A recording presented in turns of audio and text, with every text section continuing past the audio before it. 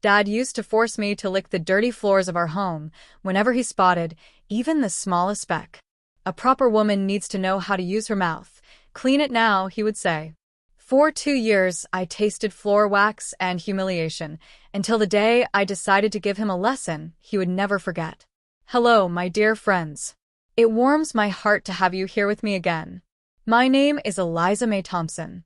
I'm 84 years old now, with a long life behind me, and I'm sitting here in my cozy home in Elmwood, Iowa, the town where I was born and raised, and where I planted my roots.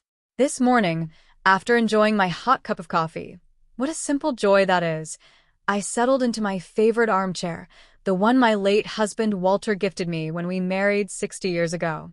From here, I can see my red roses outside the window. How lovely they look, glowing under the morning sunlight.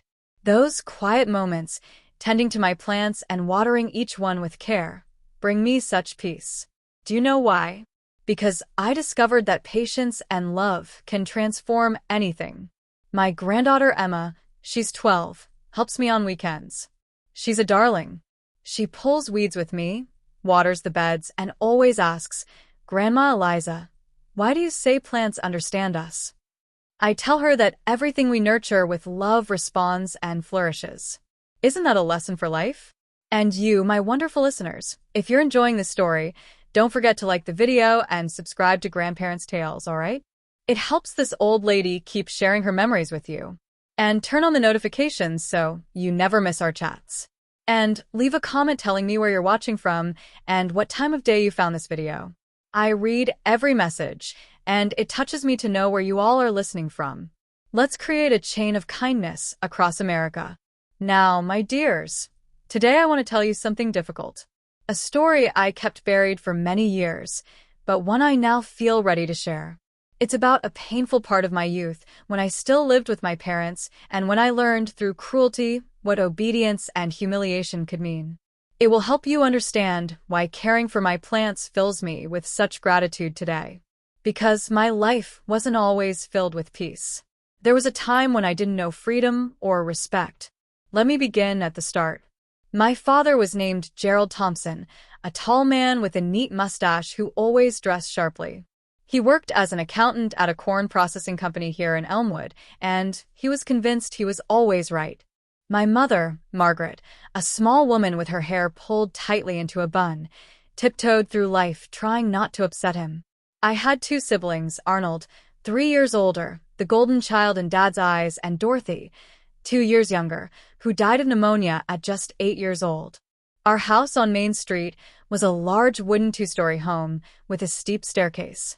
The thing I remember most was the flooring, broad planks of oak that my father insisted be polished to a mirror shine. Every morning at 5:30, we woke up. Mom made breakfast. I made my bed as perfectly as possible. Then breakfast was served. Milk, homemade bread, and peach preserves. Dad sat at the head of the table in a suit and tie, even at home, silently reading the newspaper. No one dared make noise. School was 5 blocks away, a small wooden building. I loved learning and excelled in class. My teacher, Mrs. Henderson, often told my mother, "Eliza has a bright future." Dad hated hearing things like that. He believed girls who studied too much got ideas and that a girl's real duty was housework. Dorothy and I played simple games, cornhusk dolls, pretend house under the oak tree, story making on rainy days. I loved storytelling for her. She listened with wide eyes and a big smile. But at home, the rules were rigid. Father was obsessed with tidiness. Every night, he inspected the house from top to bottom, running his finger across every surface, checking every inch of the floor. The tiniest flaw sent him into a rage. One time, when I was around 10, I dropped a few breadcrumbs. He turned red with fury. "Margaret, teach this girl. A woman who can't keep a house clean is worthless." We had a housekeeper then, Mrs. Miller, an older black woman who was gentle and patient. She showed me how to mop, polish, and wash laundry in the backyard tub. She treated me kindly, unlike my father. Arnold, being a boy, never faced the same expectations. He could leave muddy shoes lying around, spill food, anything, and Dad would laugh it off.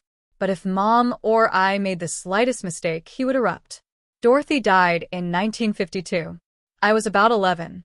She caught a cough in winter, and Dad refused to call the doctor, saying she was just being dramatic. By the time he gave in, it was too late. After she passed, the house grew even more silent. Mom cried in private, and I felt utterly alone. Dad became even stricter about cleanliness, convinced germs were the enemy.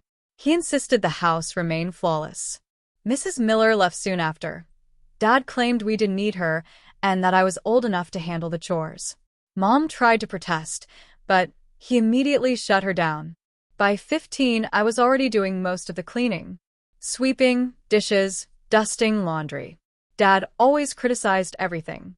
This floor isn't shining. There's dust here. No man will want a woman who can't keep a house. It made my skin crawl the way he talked about marriage. Mom always stayed silent, but her eyes looked so sad. Still, I didn't know the worst was coming. In March 1957, right after my 16th birthday, everything shifted. I remember the morning clearly, sunlight across the kitchen table, my warm milk and coffee.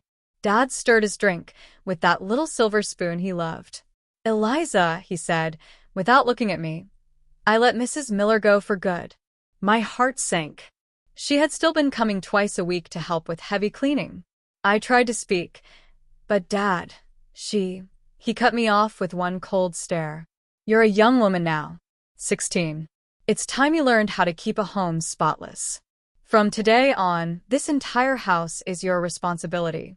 And when I say spotless, I mean flawless." Mom stiffened at the sink, saying nothing. Arnold smirked, muttering, "Thank goodness I'm a man." Dad continued, "A wife's home reflects her worth. If the house is dirty, the woman is worthless." He put his heavy hand on my shoulder. "You'll learn this properly. My way."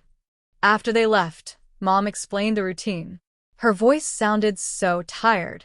I had never heard it so weak. "You'll have to clean every room daily. Sweep, mop, wax, scrub the bathrooms, dust everything. And when your father finds something wrong, fix it fast." That day I worked until noon, exhausted. That night came his ritual inspection. He found a tiny shoe mark in the kitchen, something I hadn't seen. He made me kneel and scrub it while he watched. The next days were a blur of endless cleaning, waking at 5 a.m., trying desperately to keep the house perfect. Yet he always found something wrong. Then came the Thursday 2 weeks later. I had cleaned all day, making sure every detail was perfect. But when Dad checked the upstairs bathroom, he found a few water drops left after Arnold's shower. "Eliza," he yelled. The whole house vibrated. When I arrived, he pointed to the droplets. I explained they must have fallen from Arnold's bath. He gave a bitter laugh. "Droplets turn to mold. Mold causes sickness. Sickness kills, just like it killed your sister." His words pierced me. Then he said the sentence that stayed etched in my mind forever. "A proper woman must know how to use her mouth. Clean it now." I froze. "Clean it with what?" "With your mouth. So you'll never forget again." I stared at him, praying I misunderstood. But his face was stone. "Dad, I can't." "You will." His voice thundered. Mom rushed in, frightened. He snapped, "She's learning how to clean." Mom looked at me on the floor, then at him, and quietly whispered, "Eliza, do what your father says." It was the first time I tasted the bitter sting of true humiliation, kneeling on the freezing bathroom tiles, with my father standing behind me watching every move.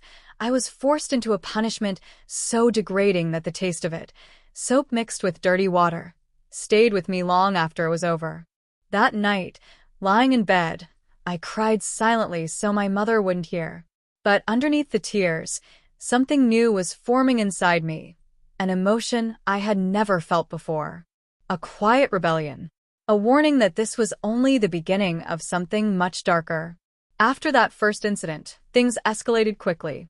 My father seemed to discover a new kind of control, and he used it with increasing enthusiasm.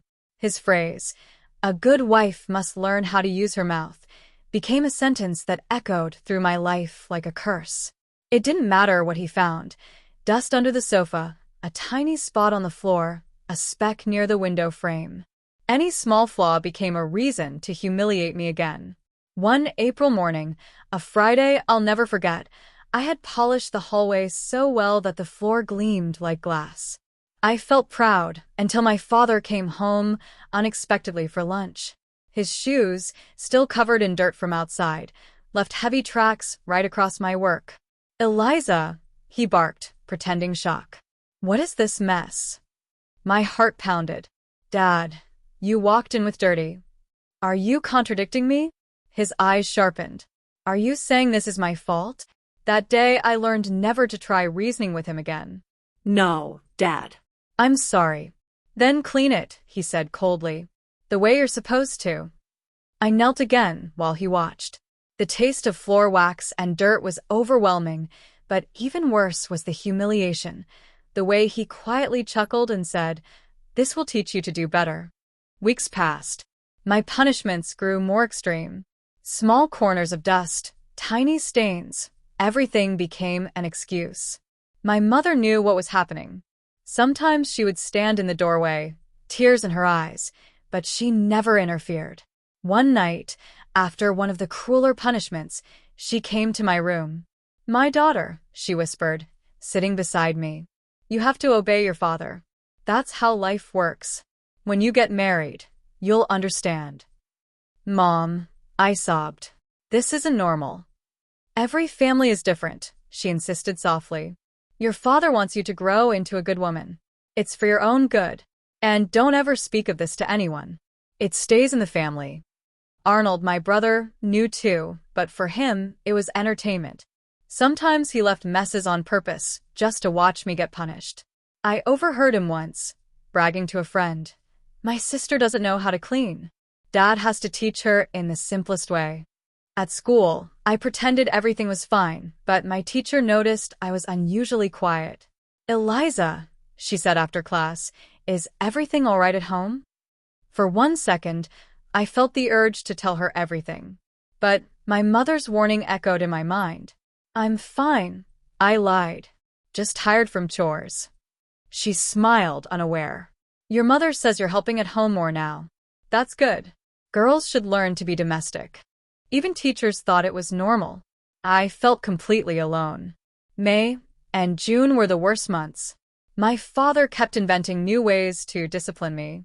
If he found a stain, I had to clean far more than the spot, sometimes the entire floor, while he smoked and watched.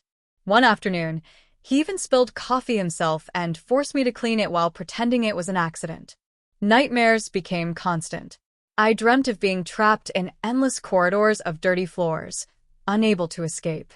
My tongue hurt constantly, my back ached, my knees were bruised. But the damage to my spirit was far worse. I began believing I deserved all of it. One night in June, after a particularly harsh punishment, I looked at myself in the mirror. My eyes were empty. I looked far older than I was. And that's when anger first flickered, small but fierce. Everything changed on a freezing July Saturday. My father announced that important visitors would come for dinner on Sunday. "This house must be perfect," he said, eyes cold. Not a speck out of place.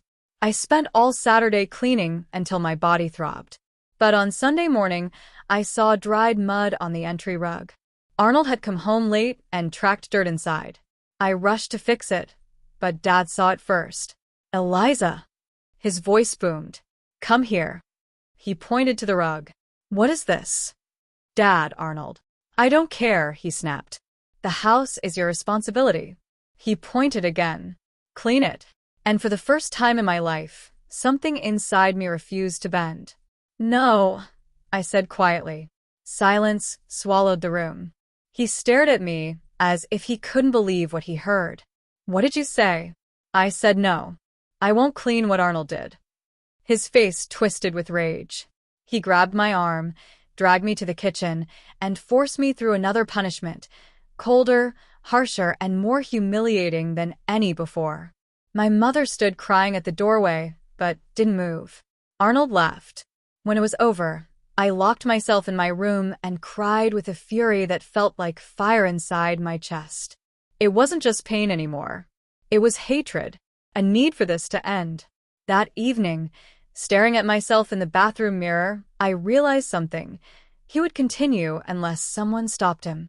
For the first time, the idea of revenge entered my mind, not as anger, but as survival. During dinner that night, when the visitors came, Dad played the role of the proud, gentle father. "My daughter Eliza is very responsible," he said, smiling proudly. "She keeps the house spotless." I smiled politely, but inside, something cold and determined had awakened. After the guests left, he inspected the house again and found no mistakes. Instead of praising me, he said, "See? With the right methods, you do things correctly." That night, unable to sleep, I began to plan. I knew where he kept the cleaning supplies, wax, oils, detergents, all locked in a cabinet downstairs. I knew his routine. I knew exactly how he walked down the stairs each night for his inspections. And in the darkness of early morning, a dangerous idea formed, one that made my heart beat fast, not with fear, but with anticipation. The next day, he announced more guests would come Tuesday night. This time, I lowered my head and said, "Yes, Dad." But inside, I was smiling. I already knew what I intended to do. Keeping my tone steady and respectful, I answered him, though inside my heart thudded like a hammer. "You can trust me." I hoped he would, because if anything went wrong that night, if he spotted a single speck of dust, if the tiniest detail seemed out of place, he leaned close enough for me to smell the bitter scent of cigarettes on his breath and muttered, "You'll learn a lesson you'll never forget. And this time it won't be only the kitchen floor. It'll be the whole house, room by room, until you finally understand what it means to respect your father."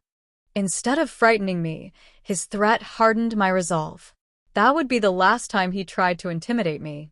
"I understand perfectly, Dad. The house will be spotless." "It better be," he warned. "My reputation at the company depends on the impression tonight's visit gives of our family. If they see carelessness, if they suspect I can't even keep my own daughter in line," he didn't have to finish the thought. His eyes delivered the rest. Mom stayed silent, as usual, stirring her coffee in slow, absent circles, refusing to look at either of us. Arnold crunched his toast loudly on purpose, knowing it irritated Dad, but also knowing the anger was aimed at me that morning. Once Dad left at exactly 7 o'clock, as he always did, and Arnold headed to school, I began my plan. First step, real cleaning. No chances taken. I scrubbed and swept and polished with a level of attention I had never shown before. Dust couldn't be the thing that ruined my evening. I swept beneath heavy furniture, mopped every room twice, waxed the tables until they reflected like glass, and arranged everything so neatly that it could have been in a high-end showroom. Mom watched with genuine surprise. "Eliza, you're so thorough today." I've never seen you clean like this.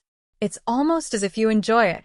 Dad will be proud when he sees how perfect everything is," I replied, scrubbing the living room table in precise, practice circles. If only she knew, I thought, that I'm setting the most intricate trap of my life. I cooked lunch with equal care. Well-seasoned pot roast, green beans with bacon, mashed potatoes whipped until fluffy.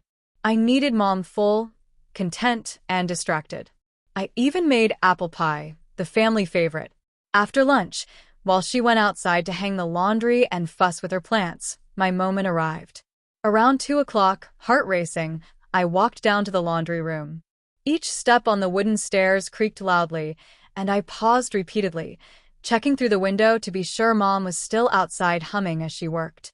I opened the cabinet where Dad kept his prized cleaning products, using the small key he believed only he knew about. He always hid it behind a big can of powdered soap, but I'd seen him take it out too many times not to know. There they were, the tools for my revenge, lined up like trophies. The imported Carnauba liquid wax he'd brought from Chicago, bragging that it was the best anywhere. And the thick oak oil he used every month to nourish the staircase wood, forever boasting about how expensive each step had been. My hands trembled as I grabbed both bottles and crept upstairs, stopping every few steps to listen for Mom. The staircase was steep, 15 solid oak steps he never stopped bragging about. The first three were the ones he always stomped on the hardest during his nightly inspections, announcing his approach with that sharp click of his shoes, intimidating me before he even spoke. I opened the wax first. Normally, I spread it with soft rags and buffed it to a shine. But now, with deliberate precision, I poured a generous amount over the first three steps. The wood drank some of it quickly, but a gleaming, slippery layer remained. Then came the oak oil. Thick, golden, slick as soap. I poured it over the wax, and the combination created a surface that looked beautifully polished, normal, even admirable, but was treacherously slick. Anyone stepping on it would go down instantly.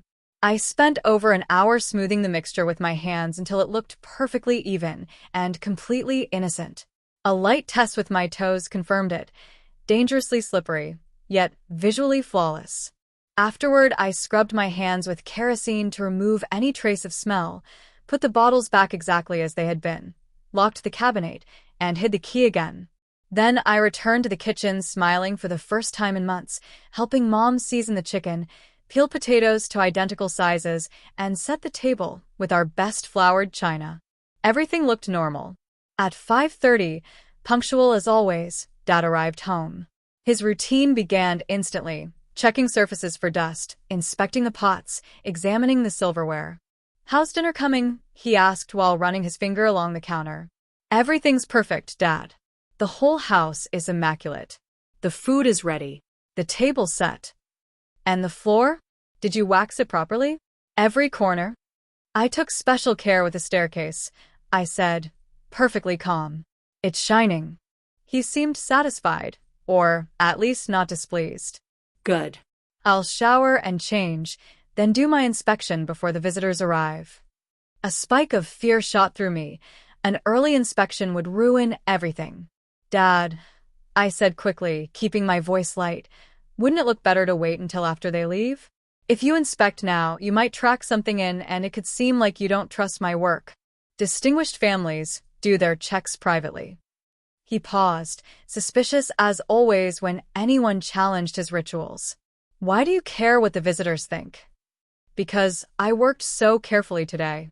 And I want everything to look elegant." He stroked his mustache, thinking. Then he nodded. "All right. After they leave, it will make us seem more refined." I hid my relief behind a neutral expression. At 6 o'clock sharp, the Reynolds couple arrived. He wore a fine dark suit and carried a silver-handled cane. She wore a navy dress and a knitted cardigan. They praised the decor, the house, and especially the food. Dad nearly glowed with pride, boasting nonstop about his firm hand and the obedient daughter he had shaped. I smiled politely, bowed slightly as he taught me, and counted the minutes. Dinner dragged on for nearly 2 hours. They talked about the company, about Eisenhower, about the prosperous new era. All the while, I listened from the kitchen as I washed each delicate dish, watching Dad bask in his self-image as the infallible patriarch. Finally, at around 8:30, after too many compliments and promises of future business, the Reynolds departed. Dad returned looking extremely pleased with himself. "Excellent work tonight, Eliza," he said, removing his jacket and loosening his tie. "Now we'll see if your cleaning truly matches your claims, or if you still need lessons." The moment he had no idea he was walking toward had finally arrived. He began his inspection in the dining room, then moved into the kitchen, examining every inch with the same obsessive precision a detective might use while searching for clues. He slid his fingertips across tables and chairs, hunting for the tiniest speck of dust. He crouched to look under the furniture to make sure I had swept properly. He checked the corners where dirt usually hides. He opened drawers, studying their interiors as if a crooked spoon could justify another punishment. But to my growing satisfaction, and for the first time in my entire life, he discovered nothing. Not one flaw. Not a single reason to belittle me. Everything was spotless, shiny, perfectly arranged. He muttered something under his breath, visibly irritated and almost defeated by the fact that he had no ammunition for his nightly ritual of humiliation. "I'm going to inspect the bedrooms and the upstairs bathroom more thoroughly. After that, I'll come down with my final judgment." My heart beat wildly. The moment I had been waiting for, the moment of reckoning, was finally approaching. He climbed the stairs with his usual heavy, thunderous steps. The trap hadn't been triggered yet, it only worked on the way down. For nearly 25 long minutes, I listened to him pacing around upstairs, rummaging, checking, seeking any microscopic mistake in his room, in Arnold's room, in the bathroom, desperate to find some excuse to degrade me again. I stood still at the base of the staircase, barely breathing, listening to every footstep. My palms were sweaty, but inside me, there was an unshakable calm. A certainty. At last, I heard his familiar, threatening footsteps approaching the landing. He was coming to deliver his final verdict, just as he had done every night for months. His shadow stretched across the hallway light as he appeared at the top of the stairs. As part of his nightly intimidation ritual, he began descending with exaggerated force, stomping each step as if to crush my spirit before even speaking. On the first step, his right foot slipped slightly. He steadied himself by gripping the handrail, a flicker of confusion crossing his face. Second step. This time, he sensed clearly that something wasn't right. He clutched the railing with both hands, placing his foot down carefully, suspicious. Third step, and destiny snapped into place. His foot shot backward as though he had stepped on invisible ice. For a suspended moment that felt as long as a lifetime, he hung in the air, completely off balance, arms flailing, eyes wide with shock, terror, and disbelief. Then came the fall, the most devastating and strangely gratifying fall I had ever witnessed. He didn't manage to twist, didn't manage to shield himself. He plunged forward, face first, utterly helpless. His face smashed against the edge of the fourth step, then struck the fifth, then the sixth in a brutal rhythm that was both horrifying and, in a dark way, musical. Each impact sounded like bones snapping and flesh tearing. A chain of sickening, heavy thuds echoed down the staircase until he crashed onto the hallway floor with a final slam that rattled the whole house and sent fragile objects tumbling from the shelves. Mom rushed out in her nightgown, terrified. Arnold stumbled down the hallway, still half asleep. Dear God, what was that noise? Gerald. Dad lay sprawled across the polished wooden floor, unconscious, twisted unnaturally, his face so damaged it was almost unrecognizable. Blood pooled beneath his head. The mouth that had tormented me for years was shattered, his front teeth scattered like broken porcelain across the floor. His jaw hung crooked and displaced. His upper lip was split so deeply it nearly reached his nose. Call the doctor, quickly. Mom cried, pressing the hem of her nightgown against his wounds, her hands shaking. Eliza, go. Find Dr. Patterson now.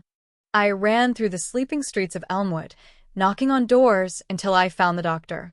And though I ran with urgency, inside me was a deep, unfamiliar satisfaction. A wild sense of justice masked as concern. I thought, with a fierce and silent joy, now you'll finally learn to use that ruined mouth for silence. The revenge had worked with flawless precision. And its taste was far sweeter than wax, dirt, and humiliation ever were. In the weeks that followed, everything changed. Dad spent 2 months in the hospital in Cedar Rapids. When he returned, he could no longer speak clearly. His jaw remained crooked, and after losing so many teeth, his speech was permanently slurred. He never again bellowed orders or insults. Mom took charge of the household, and I could finally breathe freely. I completed school, married at 20 to Walter, a kind, gentle carpenter who cherished me. We moved to Waterloo when he found work in a furniture factory. We had 3 wonderful children, Carol, Victor, and Teresa. I raised them with love, never once raising my voice, never shaming them. Walter shared every chore, every responsibility. Our home was nothing like the one I grew up in. In 1985, we moved back to Elmwood so Walter could retire near family. We bought the little house I still live in, simple, warm, filled with memories. Dad had passed away from a stroke by then, ironically unable to speak a single word in his final days. Now, at 84, my life is quiet and joyful. I wake early, drink my coffee, tend my garden. I have 7 grandchildren and 4 great-grandchildren who bring life and laughter to this home. Emma, my granddaughter, helps me with the flowers. Just yesterday she asked, "Grandma, why do you always say everything can change?" I told her that even the hardest moments can turn around unexpectedly. I make baked goods to sell at the farmer's market, sugar cookies, cinnamon rolls, butter biscuits. A little income, but mostly it makes me happy to brighten someone's day. Compliments warm my heart. On Sundays, my whole family gathers around the big table Walter built before he died. Carol grills, Victor brings drinks, Teresa prepares salad. The children run around the yard, laughing. Sometimes I stand by the window and watch them play barefoot in the grass, making mud pies, and I marvel at how gentle life feels now. No shouting, no fear, only love. I keep the house tidy because I choose to, not because I'm terrified. When I wax the floors, I smile, each sweep of the cloth a reminder of how far I've come. Before bed, I thank God for giving me courage that July night. I harbor no regrets. Life's harsh lessons made me strong. People in town call me Mrs. Eliza, the grandmother with kind words and good treats. When someone is struggling, they come here to talk, to drink tea, to feel safe. My days follow a peaceful rhythm. Monday, laundry. Tuesday, shopping. Wednesday, cleaning. Thursday, baking. Friday, visiting friends. Saturday, welcoming family. Sunday, church and lunch together. My health is good for my age. A bit of arthritis, but nothing that keeps me from tending the house or garden. The doctor says my well-being comes from having peace in my heart. He's right.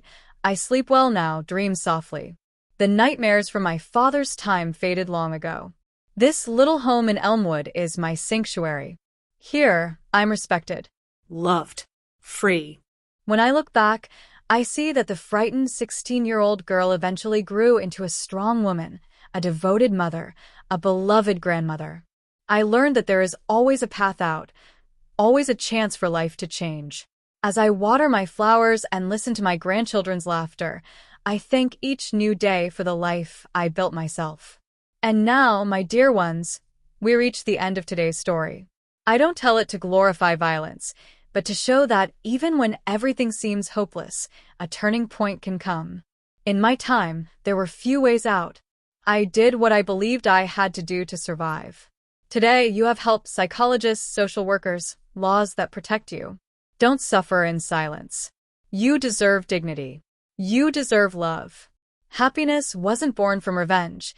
It came later, from healing, from kindness, from building something healthier than the past. My garden is the proof. Every blooming flower is a sign of freedom. So, if you're struggling, don't give up. Talk to someone. Seek help. Your life can change, too. Thank you for listening to an old woman's memories. It means more to me than you know. If you enjoyed my story, don't forget to like, subscribe to Grandparents' Tales, and turn on notifications so you won't miss the next chapter. And tell me in the comments, where are you watching from?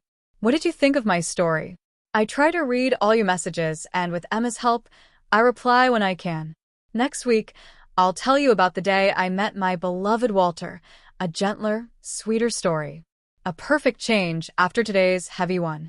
May God bless and protect you always. Remember, life can always take a better turn when we have faith and courage. A warm kiss from this grandmother who already feels you are part of her family. Until next week.